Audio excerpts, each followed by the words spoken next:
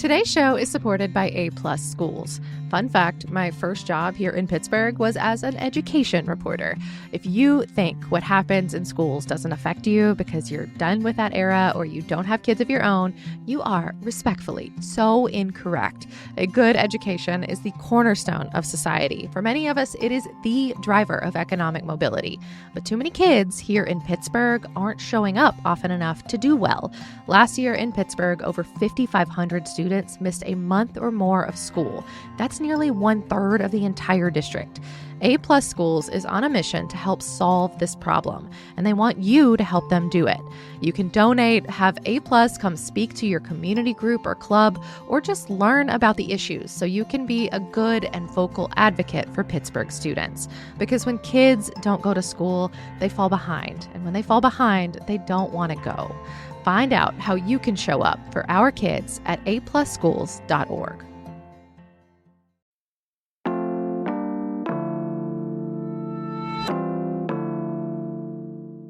Today on CityCast Pittsburgh, our region is losing an important grocery store, but we're getting back a local teacher. Plus, big changes are coming to our downtown riverfront and the busways. It is Valentine's Day, and we're rounding up some of the biggest stories of the week.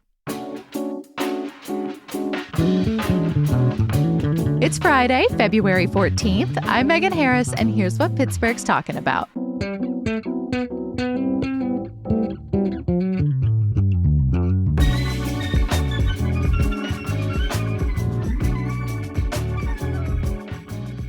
I'm with CityCast newsletter editor Francesca DeBecco. Hello, good to be here. Hi, and with Ryan Dito of Axios Pittsburgh. Welcome back. Hello, happy to be here. We're going to start with our weekly trivia question. Ryan, we're going to put you on the spot. If y'all are new here listening, we publish Pittsburgh trivia every Friday in our Hey Pittsburgh newsletter. So this is just a little taste of that. Yes, and credit to our quiz master, Kevin Gavin. He cooks up the most fun questions for yins. So here's the question this week. Saturday Night Live, the TV show, is celebrating its 50th season. They're doing a 3-hour special this weekend. And over all of these years, Pittsburgh has come up a lot. There's one especially famous skit where a dude tries to impress a woman with his Pittsburghese. And the question is, what performer with a Pittsburgh connection is in that skit? Ryan, do you know? I know, so I'm not going to guess on this one. I don't know, but I would guess Goldblum. Ooh, that's a good guess. He's on, so if you go to our newsletter, it's a multiple choice question. Goldblum is an option, so that could be correct. I've never heard him talk in Pittsburghese, though. I'll say that. He doesn't really, yeah. He has his own accent, really. He has a very famous voice. So it could be Keaton as well. Michael Keaton would be another one. Also in the multiple choice categories, right? Yeah. You're thinking along the right lines. Yeah, I mean that's Zach Quinto maybe. I think it is Zach Quinto, is it not? Oh man, I don't know. Good guess. Well, you won't find the answer here. We won't give it away. Head over to the Hey Pittsburgh newsletter or our website pittsburgh.citycast.fm to make your official guess and play along with us. We're going to move now from one Pittsburgh area person to another. Great news this week. Mark Fogel, who had been detained in a Russian prison since 2021, he is finally back in the U.S. Landed on Tuesday, stopped over at the White House where he got to meet the president and some others. His family here in Pittsburgh has got to just be over the moon. They've been working on this release for so long now. So many years. Yeah, I'm sure they're just I can't even imagine the amount of emotion that must be happening for them over in Oakmont and in Butler County. They have deep ties to the region. Yeah, and he was working as a history teacher in Moscow. He was teaching children of diplomats, and he was detained when he was flying back to Russia for his 10th and final year. He was arrested for carrying medical cannabis that he had been prescribed in Pennsylvania for his back pain. Obviously, the roller coaster of emotions that his family was going through was, I think, probably one of the biggest things about this story is that they had pushed, they had gotten so much political support around this, and yet Mark's name was just always off the list. I think there were at least 2 prisoner swaps that had happened between the U.S. and Russia before Fogel finally got released. And it was every time it happened, the family who I've spoken with was just thinking like, well, this is the chance, this is the time. And first time with Brittany Griner was one of the prisoner, the WNBA player. Yeah, I was going to say, if any of that sounds familiar, like getting detained for medical cannabis, like Literally that is exactly what happened to Brittany Griner. Same exact thing. And so when Griner was swapped, that was in 2022. It was a while ago. Yeah, and it was a gut punch for the Fogel family because they're like, this is the same exact thing. Obviously, Griner is much more prominent as a WNBA star, but it was the same exact, offense, Russian offense, right? Obviously, not an offense in America. But and so then again, when we had a swap, I believe late last year, and there were a lot of people, and I remember there was like news broke, and it was like big swap happening. And we hadn't had the names yet. I know. Everybody in Pittsburgh media was like, is it him? Is it going to be him? Is it going to include Mark Fogel? I kept like waiting to be like, well, maybe there's one more name that they'll just like add on. Because like, again, like Fogel is like, they trickled in. Yeah. Yes. Yeah. And like Fogel is not like he's not a prominent celebrity or anything like that. He's basically it's a normal Pittsburgh guy. He described himself as like a normal middle class teacher. Like he did not have the clout that a lot of these diplomats have had. And so, for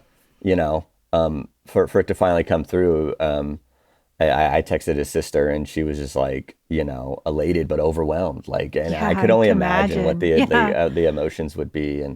And so it was great. It was great. I mean, yeah, it was a great feeling to see him home. And I watched all the videos and everything. And he's holding Iron City in his hand, beer. I know he comes off the plane, landed in the U.S. with the Steelers hat on. Yeah, I mean, it's great. Welcome home, Mark. Yeah. And as we're recording, no word yet on whether he's actually back in Pittsburgh. It seems unlikely because usually in cases like this, the person is taken to a reintegration facility of some kind for a short while to like try to come to terms, catch up. I don't even know the right phrasing there. With a world that's kept moving while yours stood still to some degree. So if he is not yet home in Pittsburgh, hopefully it'll be super soon. Yeah, it looks like Paula Ward at the Trib spoke to him, and he's still in a DC hotel. So yes, I believe that integration needs to happen before he actually comes back to Pittsburgh. But he's on U.S. soil, so I'm sure he's feeling pretty good.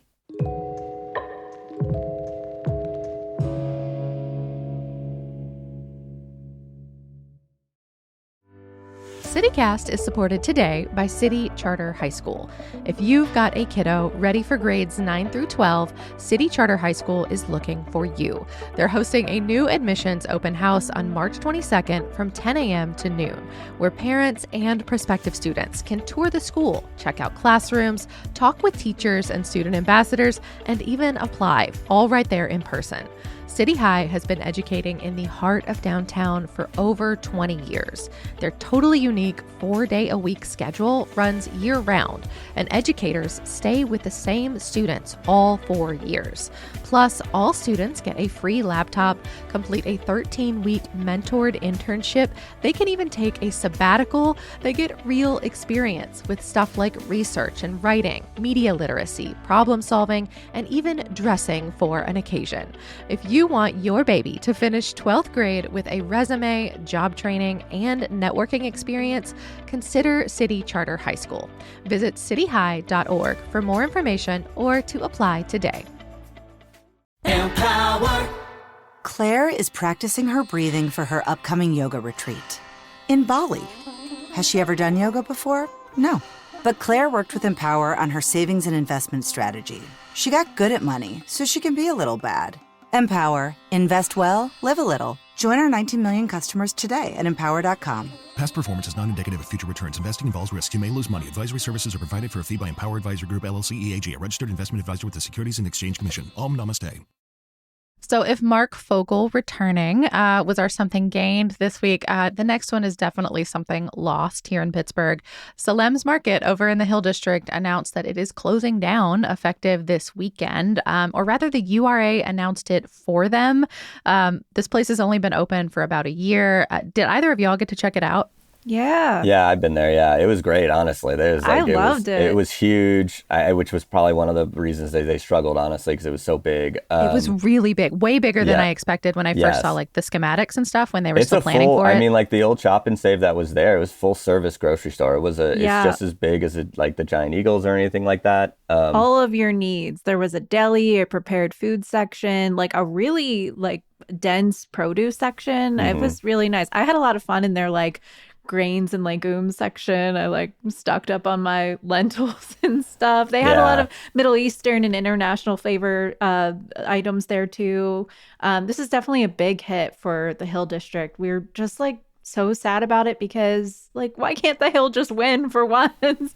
It's really one of those. Yeah, it's just it's a tragedy, really. I mean that we can't sustain a grocery store there. I mean, maybe the lesson is that it can't sustain a grocery store, and I don't know. That's just what it is. But yeah, the news came in really confusing. URA put out a very vague statement that said Yeah. almost nothing except that it was closing. Didn't even tell us when exactly it was Yeah, and it closing. Yeah. actually said it's pausing, so they're like looking to figure out how to restructure, it seems. So Yeah. we're not sure how long that'll last. It seems pretty unclear, and the reasoning is unclear too. They said they've been facing economic challenges, rising prices, limited staffing. Like you said, Ryan, just like how big it was, it might be difficult to sustain that.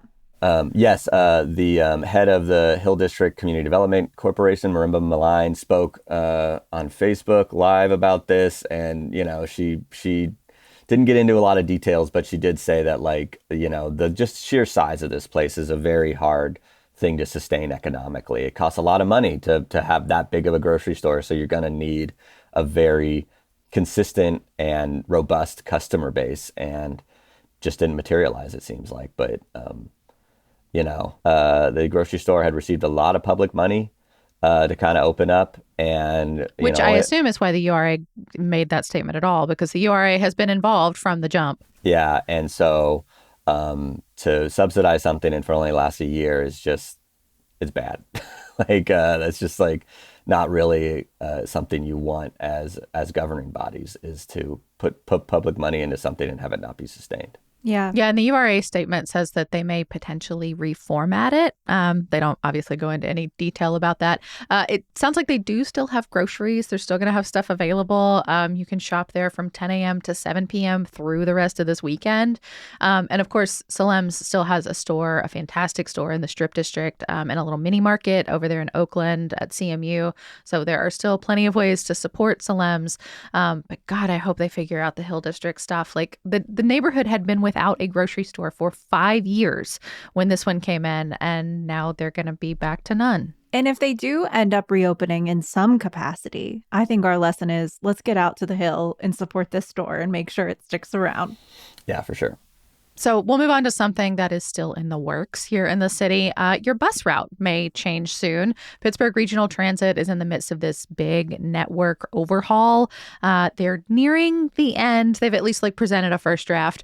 Ryan, you've reported about this for Axios this week. What did you learn about how people are using our bus system in this post-pandemic world? Yeah, obviously, like every other major city, we've had public transit declines since the pandemic. And You mean fewer people using it? yes, sorry, yeah, decline in ridership and fewer people using our public transit system. Big drop off in 2021, but it's all started to rebound a little bit since then. But that rebound isn't exactly the same as it used to be. I mean, I'm guessing it's fewer people coming into downtown, because that's the constant conversation, right? It's Yes. people aren't going into the skyscrapers anymore. That's why we're in this tax pickle that we're in. That's totally correct, and that's especially prominent on our. I know we're getting a bus redesign. That's especially prominent on our light rail system, where just the ridership is not recovered at all. And a lot of that is because light rail leads directly to downtown, and it was very much a 9 to 5 commuter ridership.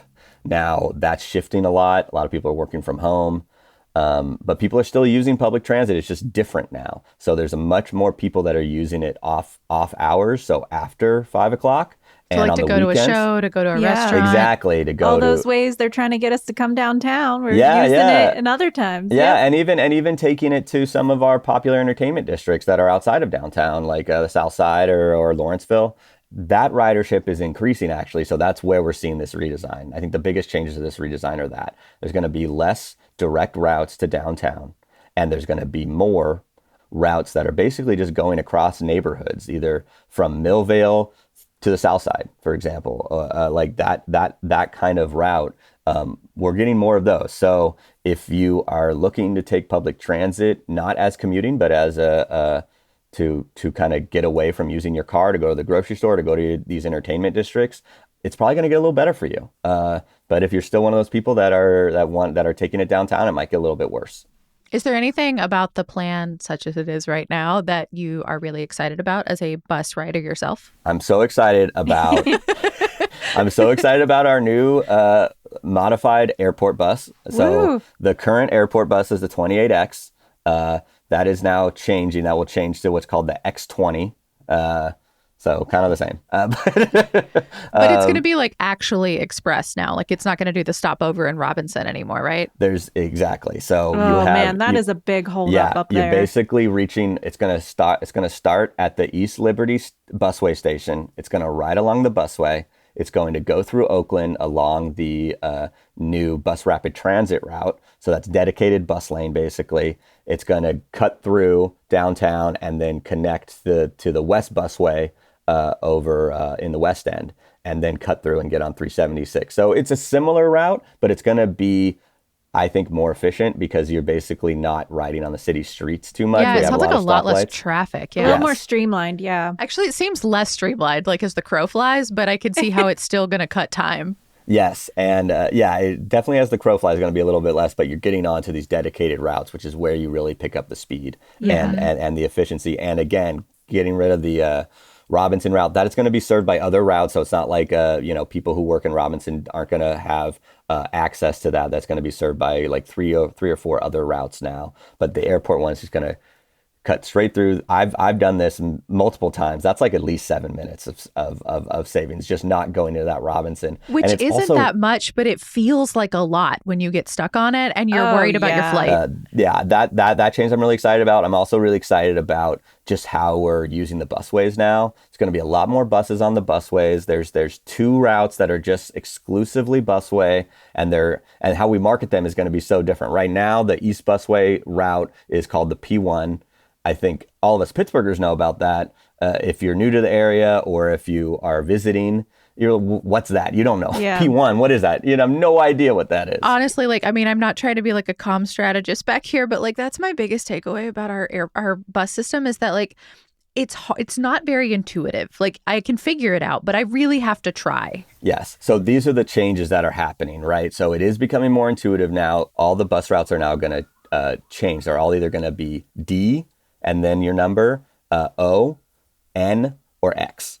And so D is a bus that goes downtown, D for downtown. Makes O sense. is a bus that goes to Oakland, O for Oakland. Downtown and Oakland are our biggest biggest job centers by far. Job centers, yeah. Yes, So they that still that are, makes even sense. if they're shrinking a little bit. Oakland's growing a little bit, downtown shrinking obviously, but they're still by far the biggest job centers. Okay, so what's X? X is for the new BRT route. So everything that goes on the through the what's called the University line, the BRT, which connects downtown to Oakland and beyond. But in between downtown and Oakland, it's going to be bus rapid transit, which means it has its own dedicated lane, fancy new stations, better efficiency between these 2 job centers that need a faster and more consistent connection. You can think of it as connects, right? It's connecting. Yes. Wow, you're really doing the work of PRT right now, Francesca. Listen, I still call it a Pat bus, so they can't give me any credit.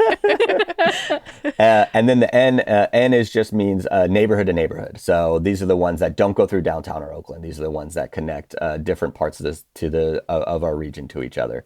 And then lastly, the biggest change in terms of marketing is these busways, how we market the busways now. Now, again, right now it's P1, P2, those are the East Busway routes, P76, all those are the ones that travel along the East Busway.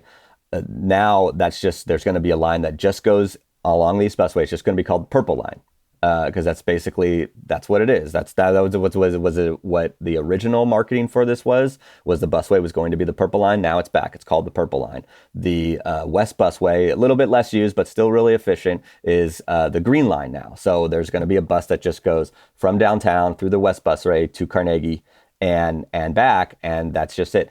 Another difference is that every single bus along the busway now will stop at every single busway stop. This had led a lot of confusion. When you get onto the busway, you'd see a bus and it was one of the express buses from Penn Hills or something, P76, right? That would fly by you. Just zoom past. And it was like, you're like, what? Wait but for I'm on a station. Why doesn't it just stop? So it's going to be much more treated like a light rail or a subway is, where something comes, you get on it, it's going to take you to downtown.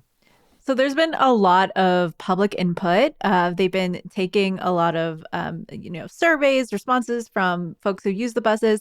What do we know about how people like the plan? I know that the city's biggest advocacy group, Pittsburghers for Public Transit, they had some pushback. So Ryan, what can you tell us from your reporting? Yeah, there's still there are riders who are not happy about it, obviously. Some people are going to be losing their routes, so it totally makes sense why riders are a little upset. And Pittsburghers for Public Transit is saying that this is too much of a change. We need to dial this back a little bit. They said they understand why we're doing some of these changes, but we shouldn't be eliminating some routes for people that are using them. So there's a little bit of pushback. Now, this is just a draft. There's still going to be some changes. PRT told me that there's probably going to be several routes that will be adjusted back, especially for Greenfield. They said we'll be maintaining its service. So we just got to wait on that exactly what routes will be maintained and what kind of final changes will come in. But it's still a big change. So I would really advocate anyone who rides the bus a lot, go to PRT's website or go to my Axio story actually and click on I have a link right there to how to check your route and make sure. I think I'm losing one of my routes, to be honest. The 87. I live in Bloomfield. I have a lot of redundant routes. I'm fine with it because I can walk one block to get on another route, and but that's not the same for everybody. So check your route. Yeah, and there's another meeting. It's on February 18th in the South Side. That was rescheduled from January, so you can go in person or watch via Zoom.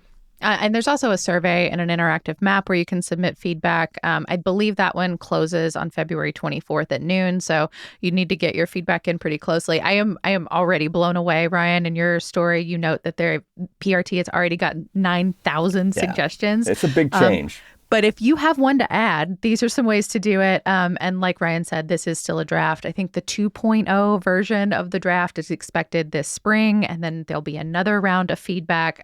So nothing official just yet.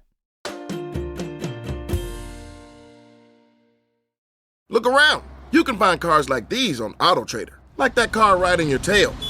Or if you're tailgating right now, all those cars doubling as kitchens and living rooms are on AutoTrader too. Are you working out and listening to this ad at the same time? Well, multitasking pro, cars like the ones in the gym parking lot are for sale on AutoTrader. New cars, used cars, electric cars, maybe even flying cars. Okay, no flying cars, but as soon as they get invented, they'll be on AutoTrader. Just you wait. AutoTrader.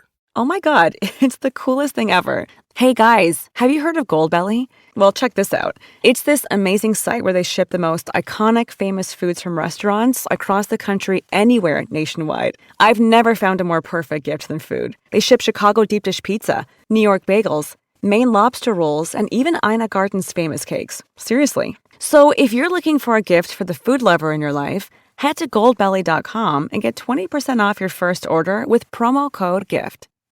So if you read the Hey Pittsburgh newsletter this week, you would have seen that downtown is really stepping up. We've been talking a lot about all of the revamps that are happening downtown, Point Park, Market Square.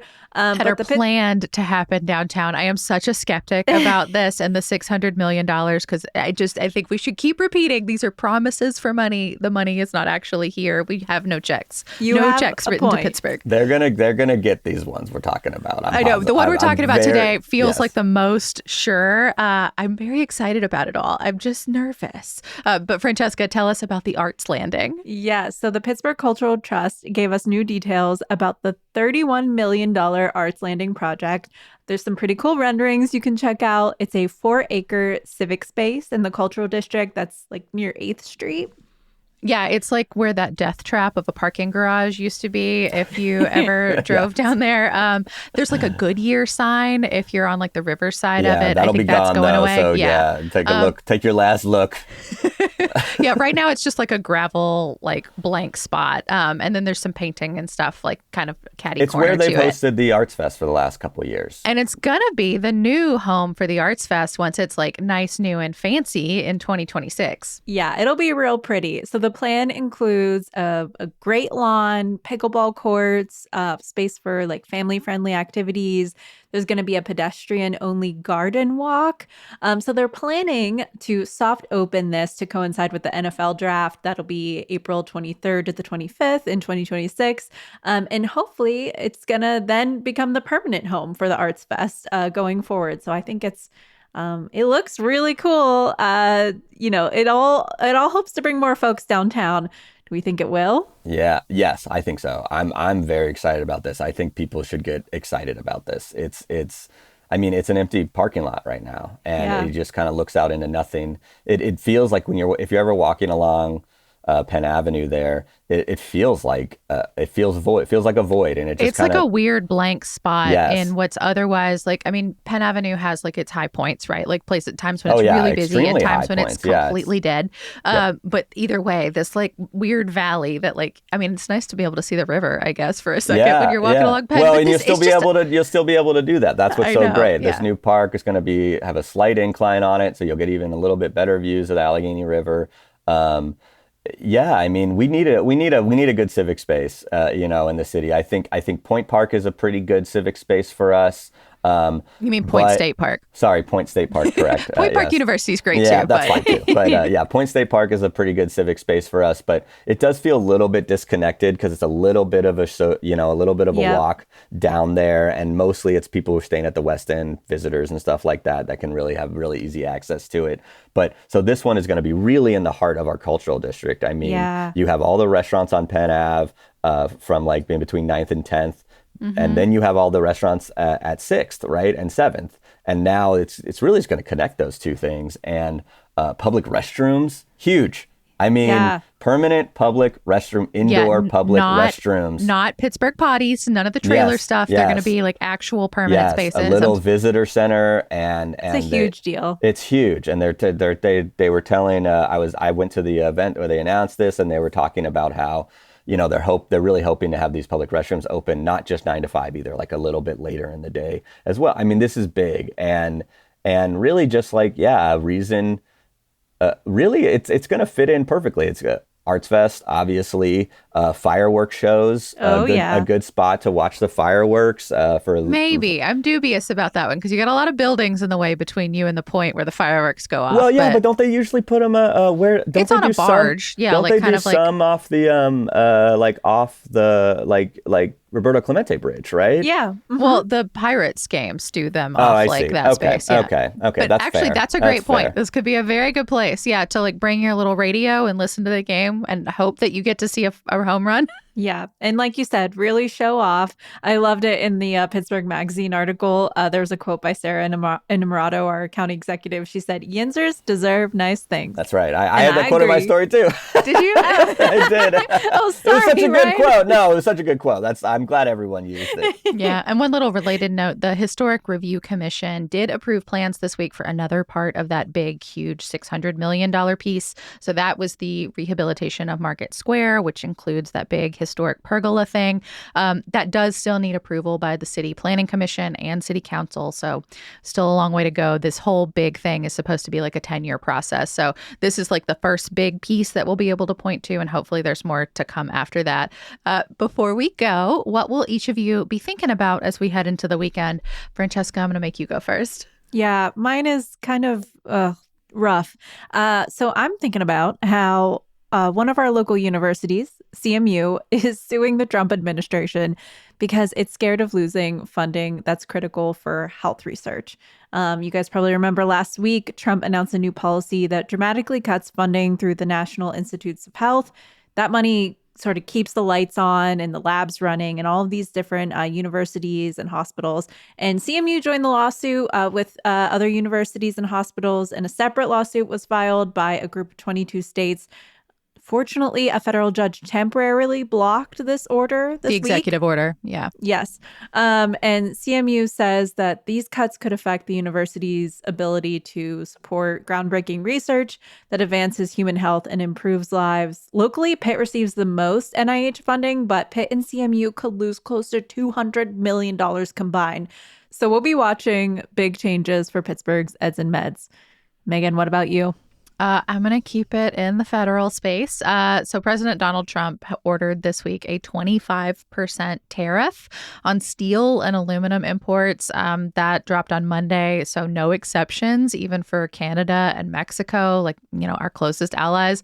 The United Steelworkers Union, headquartered here, of course, they said they welcome Trump's efforts to help the industry, but really oppose tariffs, especially on neighbors like Canada. They said, quote, "We have to distinguish between our trusted trade partners and then those who are maybe seeking to undercut our industries." Like, there's a lot of conversation about like who we are in the global market and what this could do. The EU also had a lot to say about it. In a long statement, they called it an escalation in an existing trade war, which they pin entirely on Trump. And of course, all of this is coming right after Trump has said that Nippon Steel, based in Japan, that they're going to invest in U.S. Steel instead of buying the company outright. Now, U.S. Steel and Nippon neither have publicly commented on Trump's statement about that, at least as of this recording. Local leaders are saying they are waiting on more details too. Reminder, of course, Nippon wanted to buy U.S. Steel. It was a $15 billion deal. It's been over a year. There was a review process. Biden blocked it. Trump said he would have too. It's been a whole saga. But there's so much we have no idea about still. It's so confusing. Everything is confusing. What's the future of steel? Steel's not even that huge part of our economy. It's more of a legacy, iconic kind of industry here. But what's the future for our steel making here? What does this have the impact? What does the tariff have an impact? What does this alleged investment have an impact? It's definitely confusing. Well, and the sale included like promises to clean up some of our facilities, which are some of the largest polluters in the entire nation. Yeah, like out in the Mon Valley. And in the midst of this, Clairton Coke Works also had an explosion. Like it's just like underscores like why we need new investment into these facilities. Yeah, and it's very unclear what and if that is going to be in this investment that apparently the head of Nippon is supposed to meet with President Trump this week. I don't know if that's happened yet. Yeah, and there've been a lot of other meetings, like the Prime Minister of Japan has been talking to Trump. David Burritt, the CEO of U.S. Steel, met with him too. Hopefully we get some clarity about this soon. Ryan, what about you? What will you be thinking about? Please take us into the weekend on a lighter note. Yes, on a much maybe lighter or funnier note is I'm thinking about poor Duo, the owl. Duolingo. The Duolingo owl. Oh, rest in peace, R.I.P. Duo. Allegedly, the iconic owl mascot for Duolingo, the language learning app based here in Pittsburgh, they announced that he died this week. And it was intrigue. There was mystery. They announced a day later that he was run over by a Cybertruck. So I feel like it's a little bit of a slight towards Elon Musk. There's a weird low rent video that shows like the person in the mascot suit getting hit by the Cybertruck. Like it makes my whole heart like sort of tense up. Like when I see a human being get hit by a car, even as a joke. Yeah. Yeah, it's intense. I mean, I guess credit to them. People are talking about it. It's a hell of a marketing strategy. I'll give them that. It is. I'm so confused. Like Dua Lipa was involved. Like they tweeted back. I'm just, I don't know what their long game is here. I don't know why, is Duo gonna rise from the dead? Yeah, a phoenix owl from the ashes. Yeah. I mean, from screenshots in the Trib, who has been covering this to death, pun intended, it seems to be an effort to get people to play more. And I mean, we know that Duo the Owl is nothing if not annoyingly persistent about getting you to play your language lesson games. I feel like there's going to be some little announcement, coming up soon. So stay tuned, I guess. That's all for today here on CityCast Pittsburgh. If you want to read up on anything we talked about here today, don't sleep on the show notes. We always link to the great sources we use. Our music is by Benji. Mallory Falk is our executive producer. Sophia Lowe produces the show. And we got some extra love this week from roving producers Adrian Gonzalez and Natalia Aldana. Francesca DeBecco writes our newsletter, Trivia by Kevin Gavin. I am your host, Megan Harris. We are off on Monday in observance of President's Day, so we will be back on Tuesday with more news from around the city. Have a great weekend, everyone.